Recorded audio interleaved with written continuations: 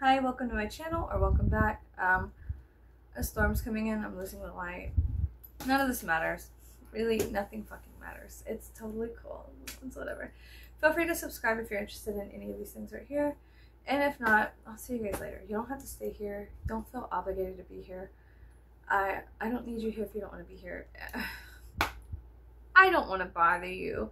So I don't want to live rent-free in your head for doing something stupid. So it's just best if you leave. And then the magic of if you leave, then I leave too. And then it's like I never existed. This is all a fabrication, just a false reality. So I like whatever.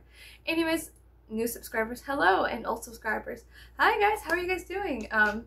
What are you watching? What are you listening to? What are you reading? I want to know. Last night I was watching The Joker at like 2 o'clock in the morning. I'm a bit of a night owl, that's fine. There's a storm rolling in. I'm going to be hypnotized by the waving trees and the fear of losing electricity. So there's a haunting process. I know I look strange today. This is a strange makeup for me. I got this new lipstick. I like it, but it also leaves smooch marks everywhere. So like on my cups and things I'm drinking out of, there's just kissy marks. And God hates South Texas. It was over 85 degrees today. And yeah. So it is November 4th. Do we deserve it? Maybe. I don't really know. But I went outside looking like this today. I was feeling rather ballsy, and so I did. It's okay. I like it. It's okay. This look is fine. Whatever. This is a turtle bone I got from a market. A couple of weeks ago, I went to like this Halloween metaphysical market, and this girl there at the booth, she had all kinds of taxidermy stuff. So I got one for myself and one for my husband. So we put the little turtle bones, whatever, ethically sourced, found taxidermy stuff. That is fun. So anyways, how are you guys doing? See, I was watching Joker last night at like 2 o'clock in the morning. It's such a good movie. I'm losing the light. There's dogs barking. I'm still on my period, so I'm hormonal and like very like, what the fuck is life? So please bear with me or not, it's fine. I'm so up and down right now, so but yeah, I left the house looking like this today. It's okay. Like, I'm not disappointed, it's just new. But I went to buy a pretty big piece of salmon at the fish market, and the fishmonger was so sweet. She was like, I don't want to sound weird, but I like what you got going on. And I was like, you could never sound as weird as I look, so I would like you to be honest with me.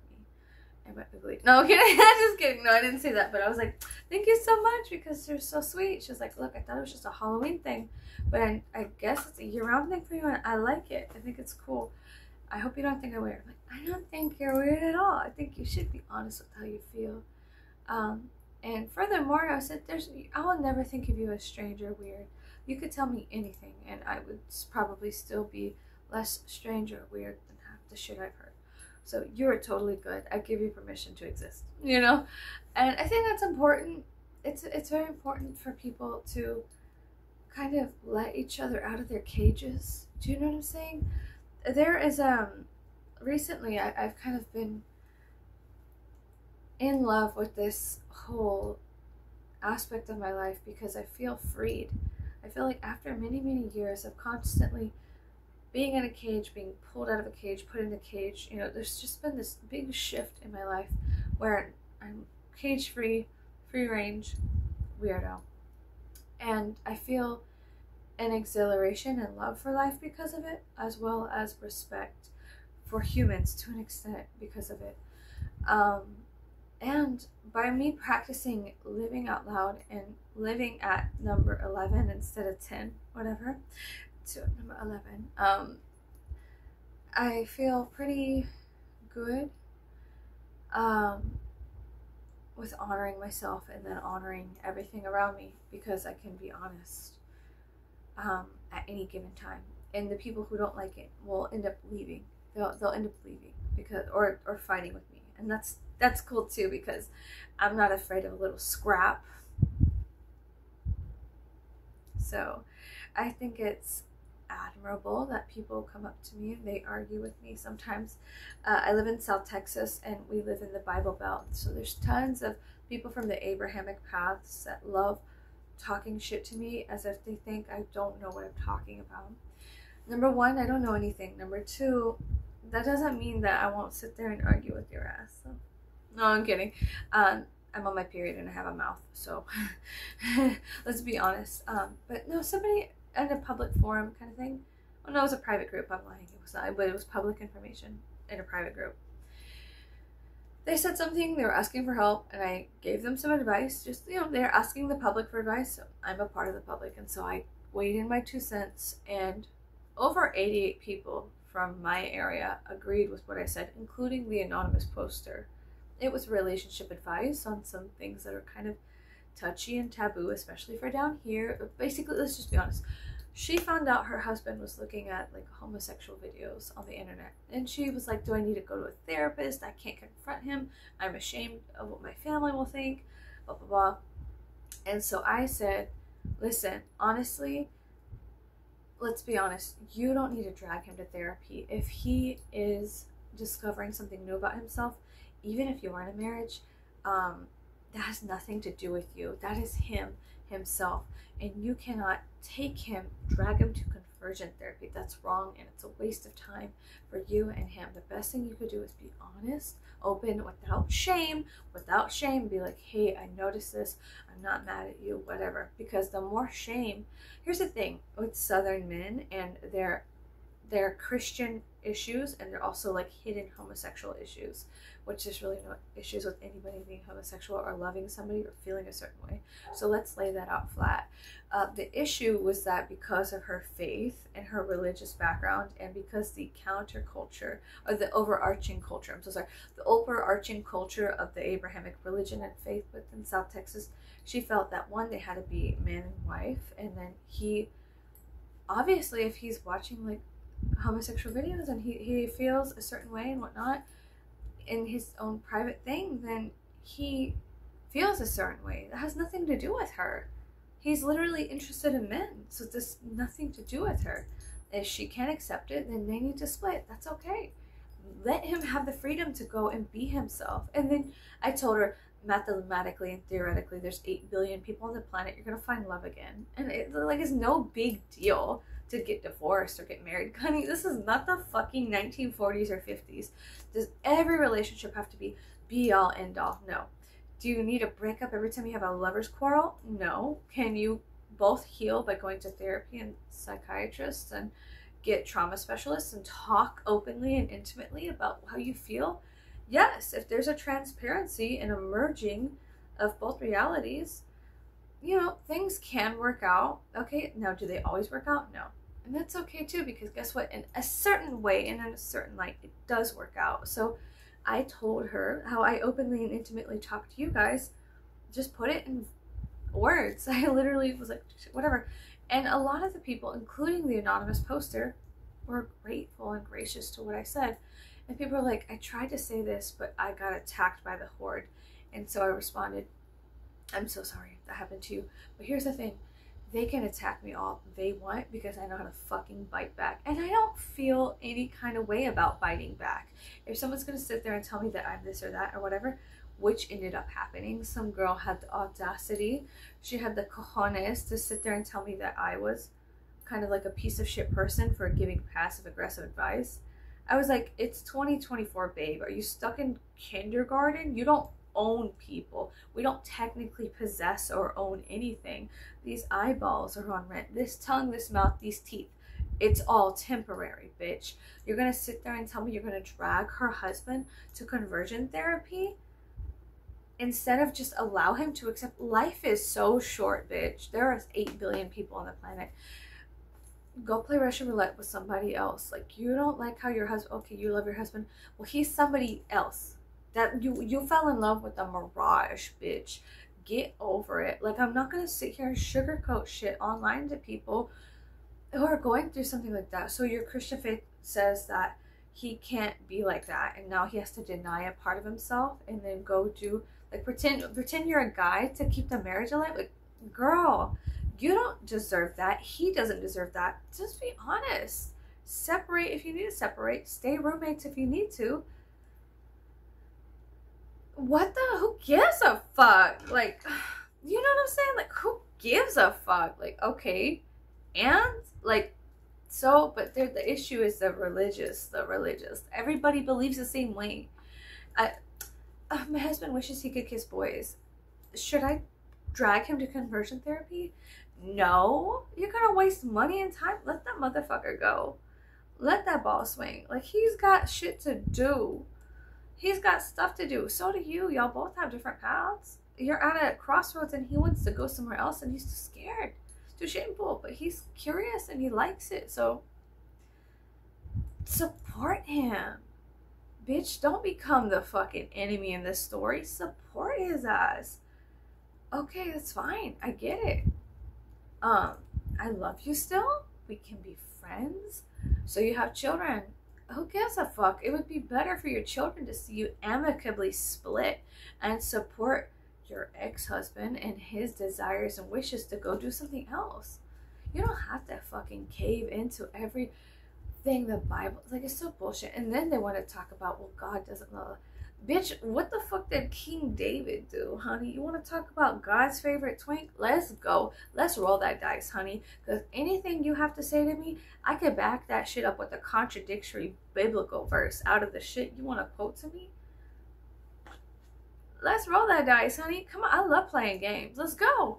No, let's fucking go, bitch. You know what I mean? Like, it's just like, oh my God. So it's important. Let me back this up because I'm on my period.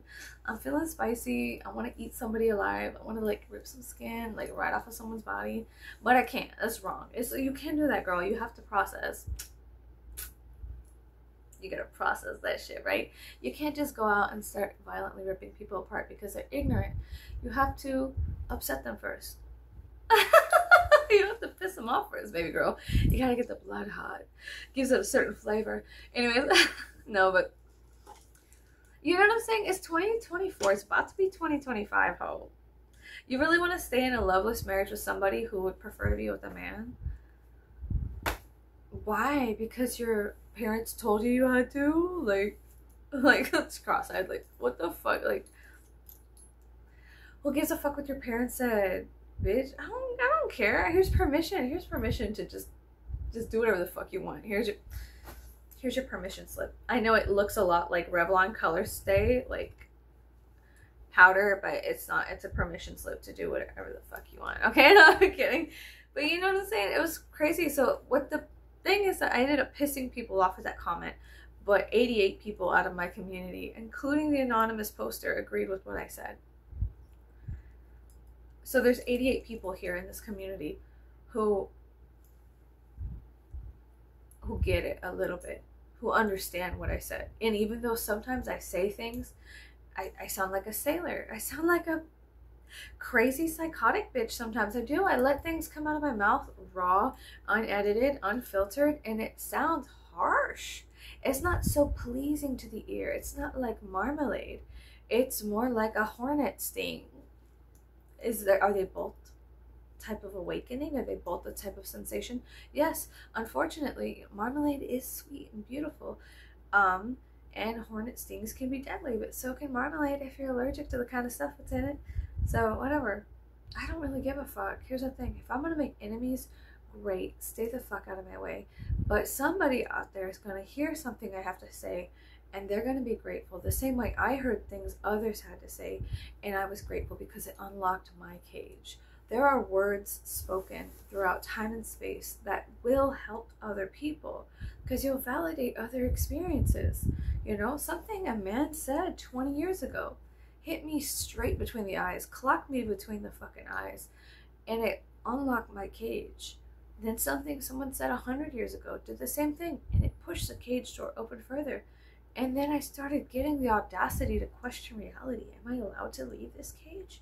Am I allowed? Is this okay? What is this? I started questioning and pushing back and pushing against and realizing there was other things. Do you understand? maybe I'm not. That's okay too. But it's important for me to not edit everything I fucking say, because other bitches out there are too fucking pussy hurt. Oh, I know that sounds so raw, but like for real, like let's be honest.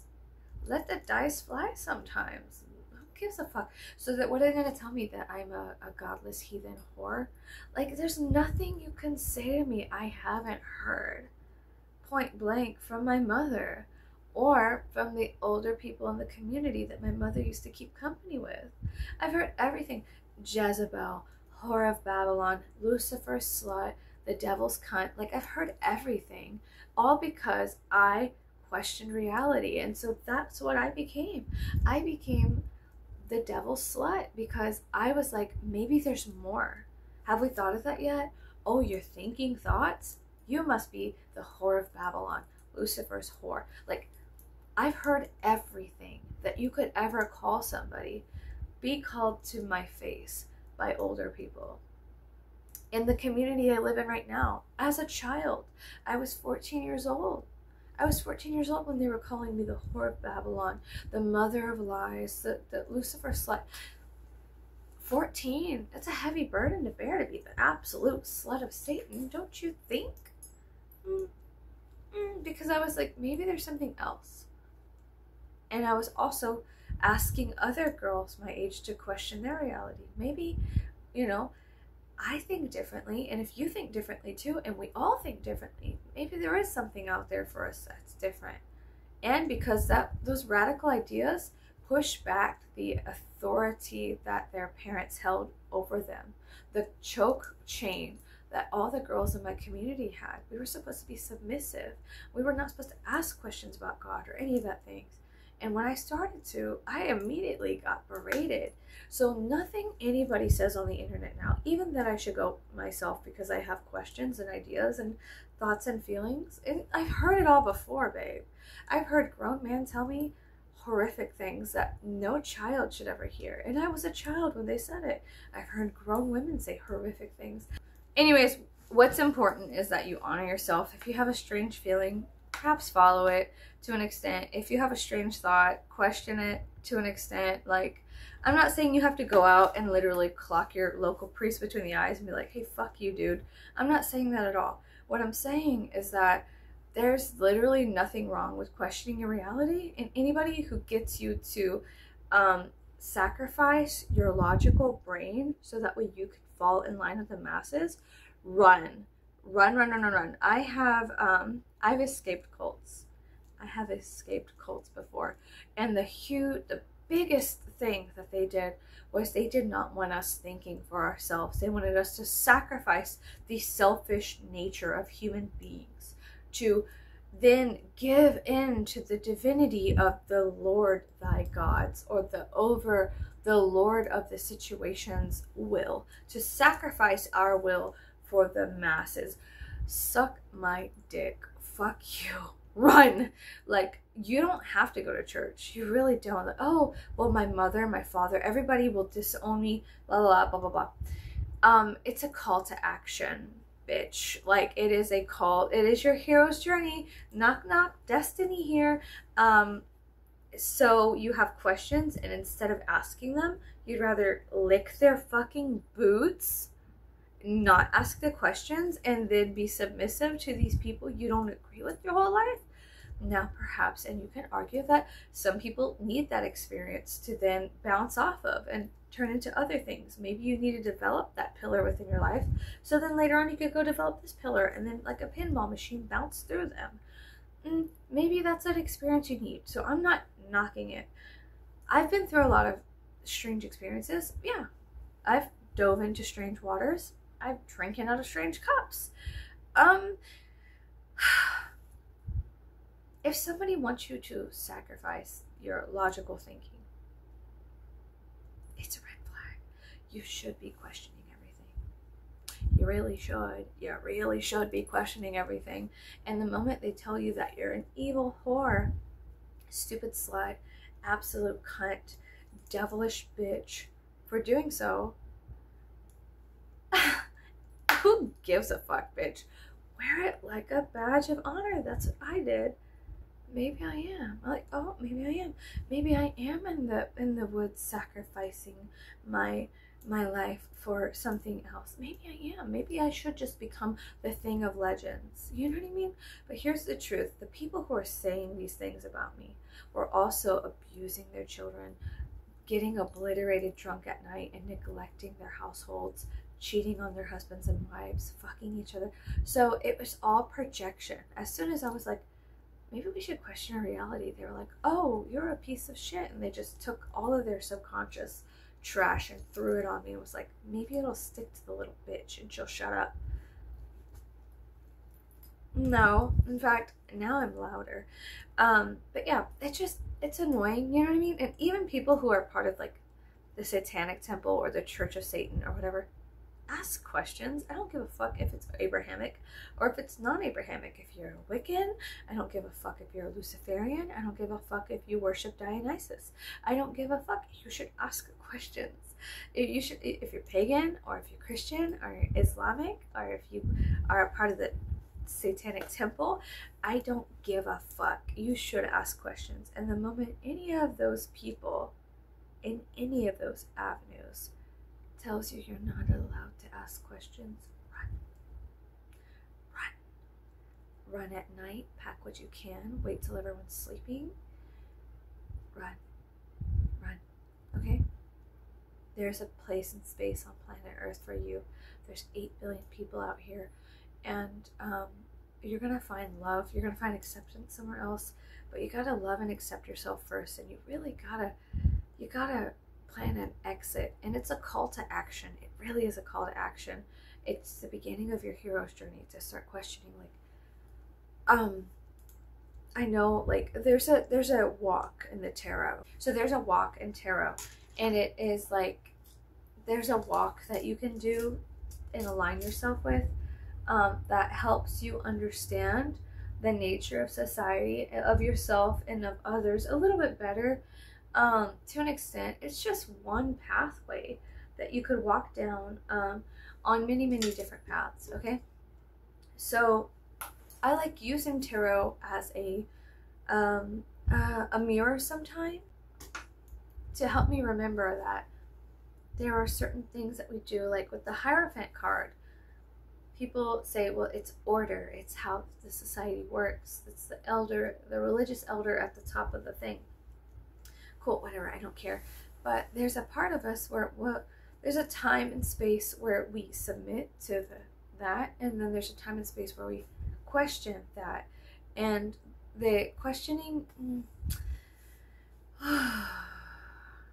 questioning is important. It really is. I could make 50,000 videos for 40,000 hours going on about how important it is to question your reality, how important it is to question authoritative figures, how important it is to question yourself and certain things, instead of just accepting all the time. And you can accept and question at the same time. You can be like, oh, I love you, but why do I love you? What is it about you that I love? You know, or, oh, I love that piece of art. Let's put it in a nice way. Oh, I love that piece of art, but what is it about the art that I love? You know, it just gives everything depth. And if somebody's afraid of you diving below the surface of anything, that's, you should honor your intuition and start questioning more. What are you afraid of? Why are you scared? Why should I stop asking questions? Why do you want me to shut up and sit down and go to the back of the church and just sing praise and worship? What's going on? Where is the money going? How come you guys don't tax churches? What part of that is okay? If you could tax everybody else, especially the poor, why don't you tax churches? Well, where does the money that the preacher get go? Oh, it goes to church. Do you have that written down somewhere? Oh, you don't. Well, how can I trust you? How can I trust you if you're lying? Are you lying? Am I lying? Is this all a lie? Don't know. And sometimes the questioning process is just like, whatever. It's like, whatever, or whatever. And then other times it's very, very important for you to unlock your cage and push it open and be like, I'm done. I'm out. You guys can stay here. I'll leave the door unlocked for you. If you want to follow me, you can. I wouldn't suggest it, though, because we all have our own paths. But I'm leaving. If you want to leave too, you can, but we'll probably dip out at certain crossroads, you know? But yeah, it's crazy. Life is crazy in and of itself to an extent. You know what I mean? Like, it sucks. So anyways, I started a bunch of shit because I was honest online to my community about, like, this girl asked for advice, and I was like, hey, a lot of people were like, go to the Bible, telling her, go to the Bible, because her husband was, you know, discovering himself in a different way and whatnot. You know, I'm just a lot of people were telling her there's therapists that will help, conversion therapists. I don't think that kind of psychological torture is okay for anybody. To an extent, should be studied. I think that it's dangerous. And also, I don't know.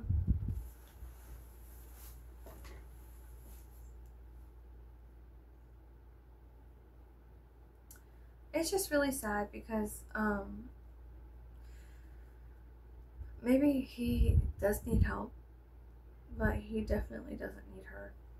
She definitely doesn't deserve that either. To be in a loveless marriage with somebody who doesn't even like women. The best thing you could do is free somebody and free yourself in the same swift blow. Maybe you're both shackled together, and so the best thing you could do is break those chains, and then you're both free. And then you could go both other ways, or you could go the same way together and split off at certain crossroads, and it's okay because you're going to pick up new people on the way, new ideas. You're going to leave some ideas. Crossroad walking is a lot like geocaching. You take a little, you leave a little. A lot of the things are done in secret, you know. And when the external world pays too much attention to what you're doing because they are asleep, they all start focusing their dreams on you. It can be dangerous because, well, they might be destructive. They might be destructive, but life is just a balancing act between creation, preservation, and destruction. It really is. And it's a very strange balancing act. Sometimes you got a safety net, sometimes you don't. Sometimes you just hit the floor and start decomposing because you die, and that's okay too. It's all a lesson, is it not? But I don't know. Life is strange, and I don't think it'll ever stop being strange. I think that if every human on the planet was just magically gone, life would still be strange because animals and plant cross in certain ways and evolve and devolve and go extinct and whatnot. There's so much, there's a symphony of chaos that's constantly happening, and we like to think that it all has order. Maybe it does, maybe it doesn't. That's okay too. But there is this strange symphony of planet Earth. Everything is pulsating. Even, like, have you ever seen, sorry, it's gonna get a little graphic. Have you ever seen something die, decompose? Not just a mammal or an animal, but let's say there's videos on YouTube. I've seen them, so I know they're out there. Do I watch decomposition videos all the time? No, but I have a genuine curiosity sometimes, so I like watching a lot of stuff, a lot of different things. The only thing I really can't stand watching is two humans procreate. I think it's just repulsive and whatever. But you can like it, that's fine. I don't. But so what I do instead is I watch worms slowly devour a banana, and it's really cool because it pulsates. There's like a time lapse of worms in a bin, and they'll put like a potato or a banana or something in there, and then you'll see them slowly start eating it from the inside, and as the worms fill the banana and whatnot, it pulsates. And even through death in the decomposition process, I was gonna say progress, yeah, decomposition progress, because it is a progress from the moment it starts signaling to the worms, hey, I'm here, I need to go back into the earth. You can see in real time the worms invading and investing and eating out the inside of the banana, pulsating it and slowly turning it into the earth. That is magnificent and so beautiful. And humans will never be capable of such majesty as the worms in the soil, taking care of the things that fall into its grasps. And we'll never ever reach that kind of majesty of what nature is. You know what I mean? Like it's sorry, bitch. We're failures compared to worms taking out things that are ready for decomposition, that are ripe for decomposition. We'll never be that good at anything we do. So risk being a failure, babe. We all are to an extent. like it's okay to be a failure. Like we're never going to be as good as a worm in a bucket. You know, like we'll never have the kind of perfection that nature has. But even if our nature is to be a failure or to destroy or to create in some way, that's okay too. It's okay too. You know what I mean? Maybe your nature, I think all humans have our personal natures within us. My nature is to naturally question and investigate things. I'm always investigating things and questioning things and trying new things out. And also another part of my nature is that I love doing the stuff I do. Like when you sit back and actually observe me, when I sit back and observe myself, I like art, I like painting, I like making my new face every day. I like jewelry, I like gathering, I like making little piles of books, I like reading, I like strange fringe ideas, I like different avenues of science that are kind of spooky and out there. I like watching things burn. You know, there's just, so then every interest I have is really a reflection of my nature to an extent. There are things I really love and there's things I don't love so much. I don't love whenever, there's a lot of things I don't love. I don't think I'm going to get into them right now because it's going to make me mad. Anyways, ugh. There's a lot of stuff I don't like. And that also reveals an aspect of my nature. But, ugh. Yeah. Ugh. Anyways, yeah, there's a lot of stuff I don't like. But that's okay because that's me. Does it have to be you? No. Are you free to be yourself? Yes. Like I said before, I give you permission to like fucking do whatever the fuck you want. There you go. Take that cookie, put it in your pocket, save it for later. Take a little nibble off of it every time you need a chance. Take a little, just as a treat, take a bite of your compact. You know, just as a treat. Feeling a little devious today. I think I might chomp on my fucking makeup. But yeah, now, if you have a lot of distractions in your life, if your life is very loud, you may be distracting yourself. There's too many people, too much noise, too much. You've signed yourself up for a fuck ton of shit. You may need to release yourself from some of those constraints, you know, and just allow yourself. What does it look like to be willy-nilly?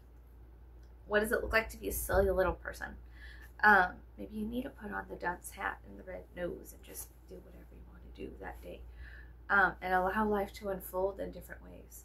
Some people are majestic because they are like the mountain goat. They can just go up the side of a fucking mountain that's going straight up, and you're like, how the fuck did you get up there? And they're just like, well, tenacity. I thought I could do it, so I did it. Perhaps that is your nature. I think it's beautiful. I like being the person in the audience witnessing things and going, look at you. This is great. This is so cool. I'm kind of like a gas man. I gas people up. I'm like, whoa, yeah, go do the thing. Like I love independent artists. I love people who make their independent individual art, and I like giving them money for that and knowing it goes directly in their pocket. So like musicians. So I like a lot of independent musicians who make their own stuff, because I know that the money I give them for their CDs, if I'm not pirating it, then I'm not being a pirate that day, then the money goes into their pockets. And I'm very, very grateful.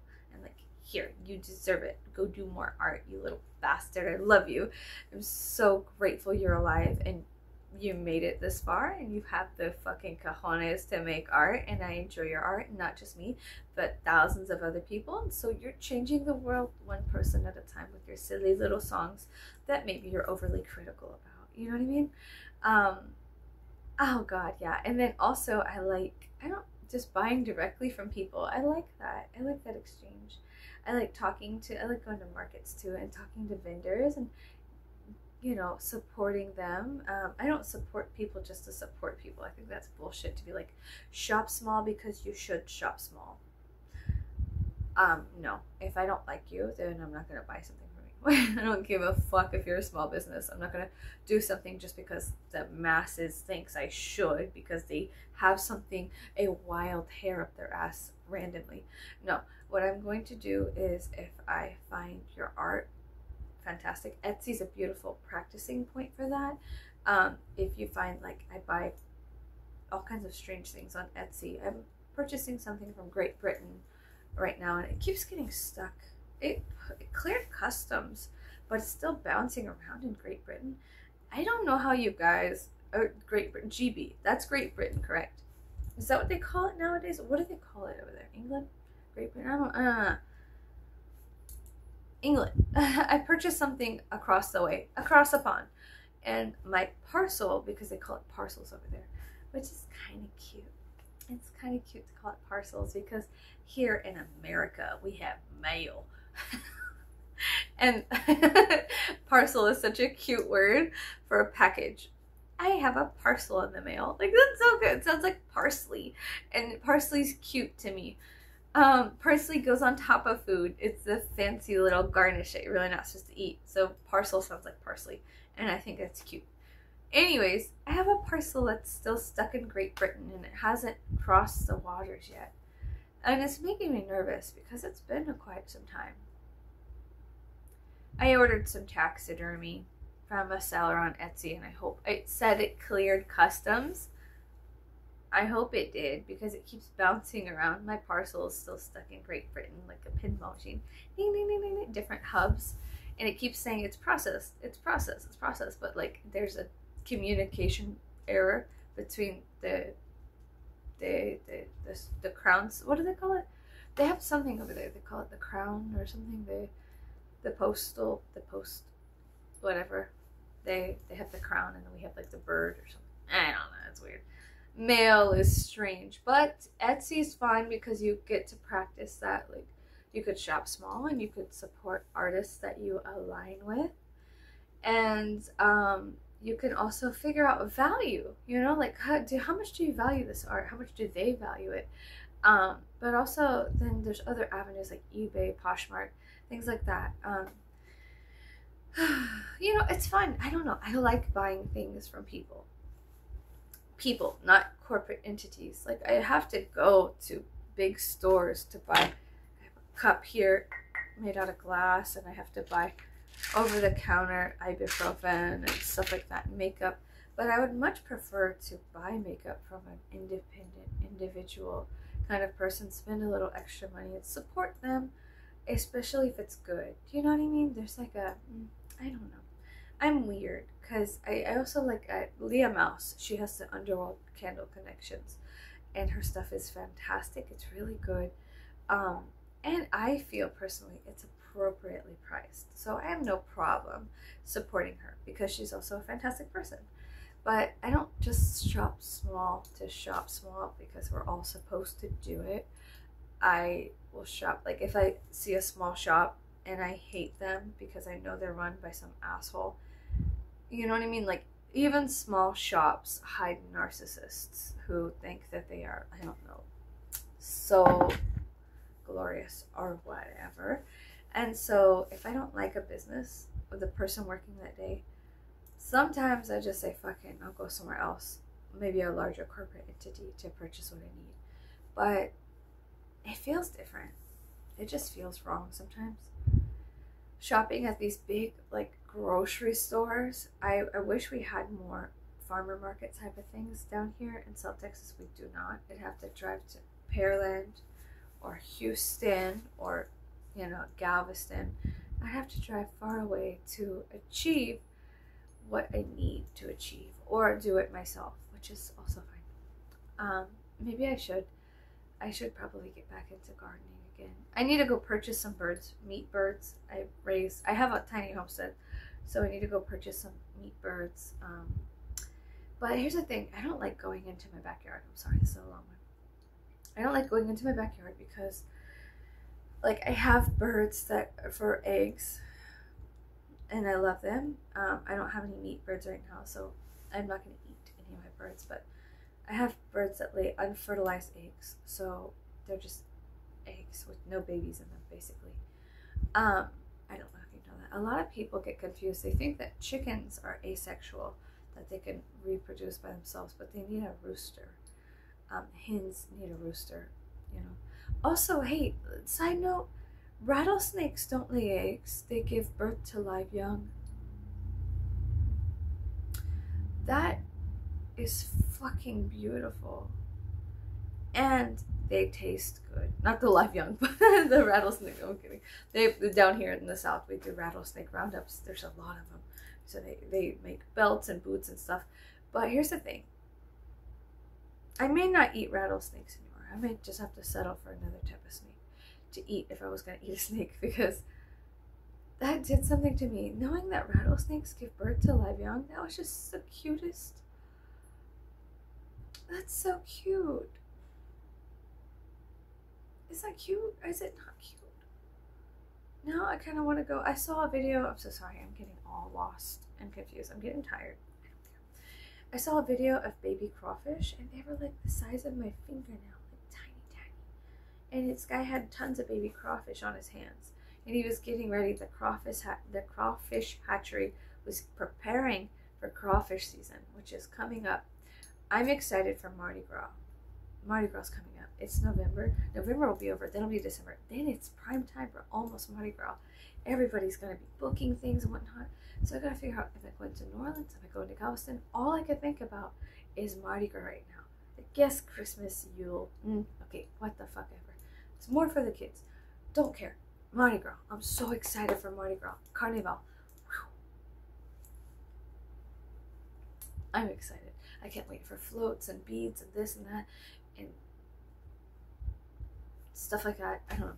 I'm not very into the whole like girls flashing people thing. I don't like it. I don't like like it. But I'd like to take my children to the family friendly activities for Mardi Gras. I think that would be a lot of fun. Here's the thing. When I was younger, my mother took me to a Mardi Gras parade, and she fought a woman in front of me over some beads. Beads are a very serious thing. I don't know if you know this. I'm so sorry. You may not be from America. I have tons of viewers who are like away from America, like out of town. I have some out of towners that watch me. So here in America, we have something called Mardi Gras or Carnival, in the Americas, North and South. The Carnival is more like Brazilian, I believe. But basically, it's the celebration of spring. It is the revitalization after the long winter grasp. I suspect winter is going to be peculiar this year because it's 85 degrees here in South Texas in the middle of November. So I suspect the strange winter. So anyways, after winter's grasp, what they do is they celebrate the revitalization of the planet, the springtime energy, with tons of floats, parades, food, cakes. They have king cakes here. Mostly I'm speaking on Louisiana and South Texas. The Cajun Creole culture kind of along the coastal of Louisiana and Texas. They have celebration. They have beads that they throw to the crowds, and you catch them and you collect them, and people collect them in there. Sometimes they use them from year to year to year, and they get stuck in trees, and they have bead trees, and it's a whole like thing, you know, to leave the beads that are stuck on buildings and trees there for good luck for the rest of the year kind of thing. And also there's women show their breasts and whatnot to gather beads. Now of course they sometimes get arrested for indecent exposure because it is illegal to show your breasts for things like that, for beads. So if the police feel like it, then they will, you know. But if we look back psychologically, the revelation of breasts within springtime, it's kind of like a very interesting look at the how do you say? Well, we know that nurturing when you psychologically like break down the act of like revealing your breasts for beads, like when you look back, you're like, there could be something very deep there, like the whole the spring ewes and the sheep and the lambs giving birth and whatnot. And so there's like, it's a whole mating ritual that happens. I think it's interesting to look at, especially the mating rituals between the men and the top of the how do you say, the buildings, throwing beads down to the women at the bottom and then revealing things for beads and whatnot. So that's the joke: if a girl has a lot of beads, she must have been out flashing everybody, la la la, whatever.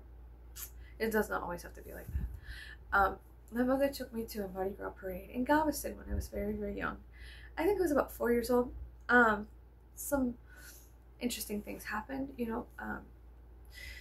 Anyways, so my mom was standing next to a woman and they got into a fist fight over some beads, and they were throwing rare types of beads, you know, with they'll have the year, the like a thing on them, like for the parade itself, very special beads, like Galveston 96 or something like that, you know what I mean, 97, la la la, something like that. So my mom reaches up and she grabs a very big pair of black beads, and the woman next to her also grabbed them, and so they looked at each other, they locked eyes, and then they started swinging on each other and literally had a fucking altercation. And my mom got a black eye, but she kept the beads, and what she did with those beads and like her bloody face and her black eyes, she held on to them and she got them, and she turned to me and she said, "Here, these are yours," and she put them on me, bloody black beads. And just, I was like, oh my god, this is so scary, this is so frightening, this is so amazing and exhilarating and insane and psychotic. And the it's I like to call it like there's also pagan holidays that align with Mardi Gras, so it's just kind of like a reimagined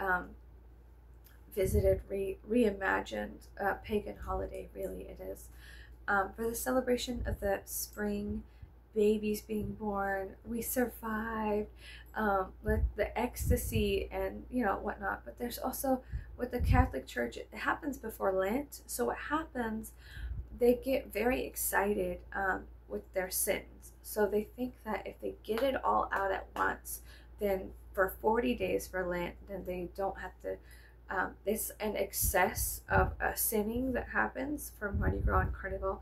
It is the expression, the exertion of so much decadence and mammalian just psychoticness, that they express it all out. And then Lent, they go cold turkey. They're just like, okay, we're gonna be really good boys and girls, right?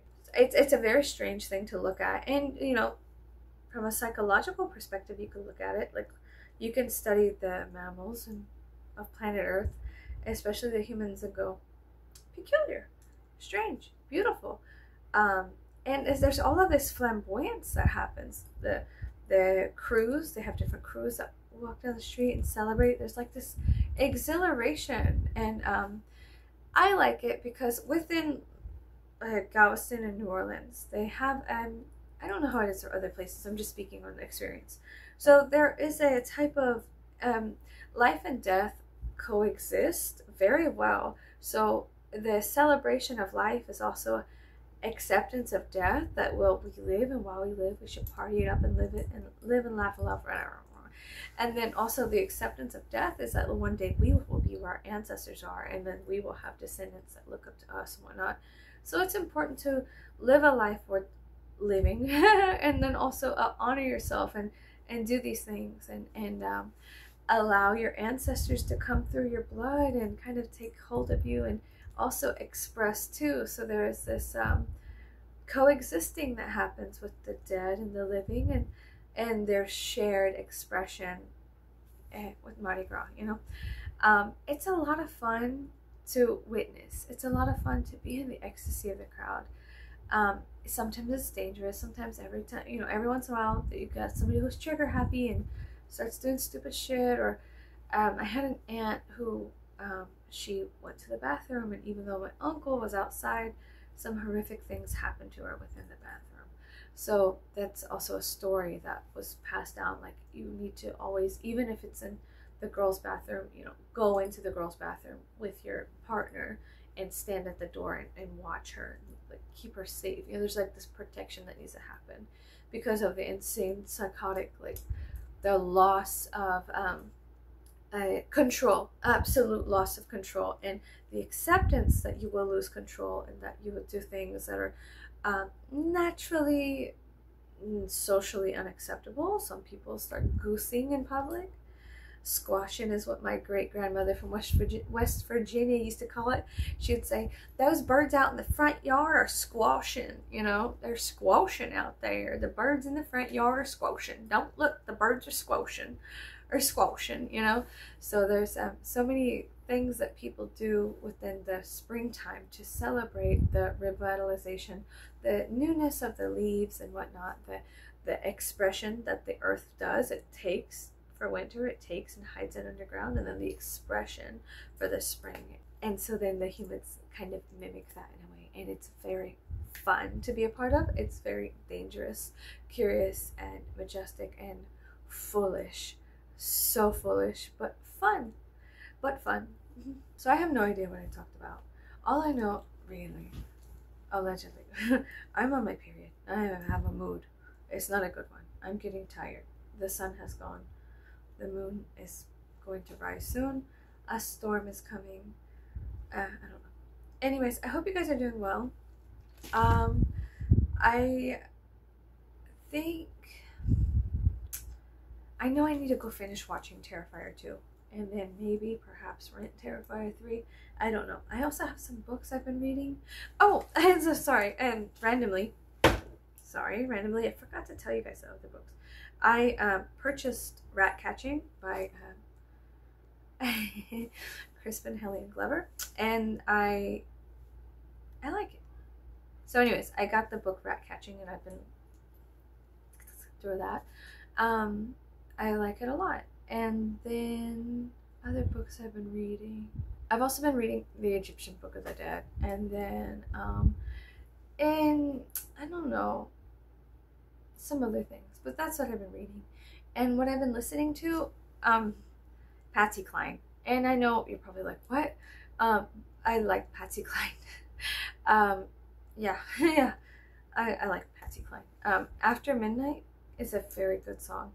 Or Walking After Midnight, I'm so sorry. After Midnight is also a good song. I think there's also a movie called After Midnight. There's a lot of things after midnight. But yeah, I've been listening to Patsy Cline and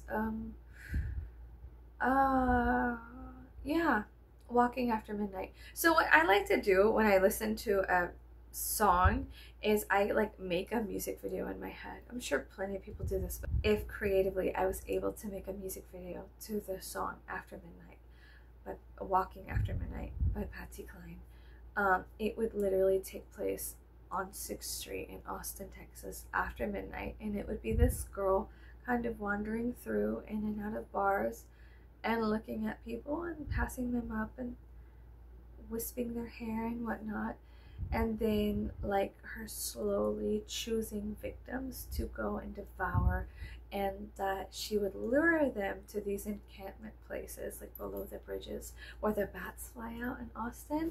And instead of it being like a homeless encampment, it's just like this entire horde of very hungry, like Nosferatu type vampires that slowly devour these people. And yet it's just Patsy Cline. I go walking after midnight, you know. And so that's kind of like what I thought. I was like, wouldn't it be so cool to like have like this vampiric, beautiful kind of like girl that looks innocent, and yet there's something strange about her, and she's going into these bars and like looking for people who are prowling, and she lures them back to these like homeless encampments under these bridges, but they're all like Nosferatu type vampires, and she feeds them all these predatory type men.